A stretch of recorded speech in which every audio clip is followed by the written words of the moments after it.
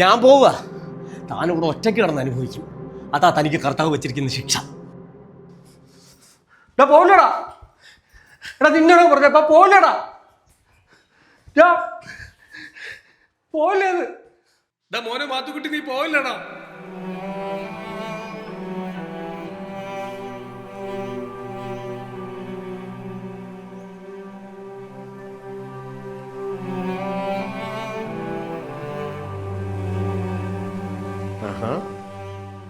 കരയാനൊക്കെ അറിയാലോ.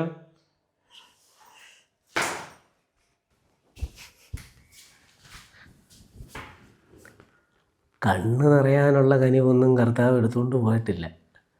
അപ്പം നിങ്ങളത്ര മോശം മനുഷ്യനൊന്നും അല്ല പാപ്പ.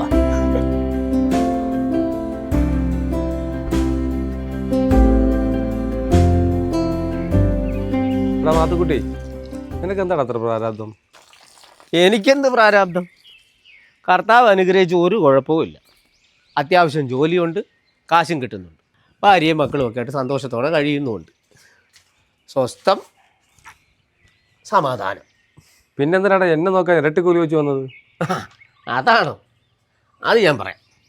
ഒരല്പം ക്ലീശയാണ്, ബോറടിക്കുവാന്നേ പറയണം. എന്നെക്കാട്ടി വലിയ ബോറാരാടാ, നീ പറ. ഞങ്ങളുടെ അപ്പനും അമ്മയ്ക്കും ഞങ്ങൾ 3 ആൺമക്കളാണ്. ഒരു ക്രിസ്മസ് മുതൽ അടുത്ത ക്രിസ്മസ് വരെ അവർ ഓരോ മക്കളുടെ വീട്ടിലാണ് നിൽക്കുന്നത്. ഇത്തവണത്തെ ക്രിസ്മസിന് എൻ്റെ അപ്പനും അമ്മയും എൻ്റെ വീട്ടിൽ. അപ്പോൾ പരമാവധി അവർക്ക് വേണ്ടതെല്ലാം മേടിച്ചു കൊടുത്ത് ഈ ക്രിസ്മസ് ഞാൻ കാട്ടിപ്പൊളിയാണ്.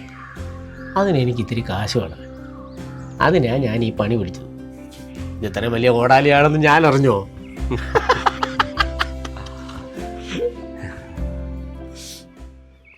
നിന്റെ അപ്പനും അമ്മയൊക്കെ ഭാഗ്യം ചെയ്ത് തരാടാ മാത്തുക്കുട്ടി.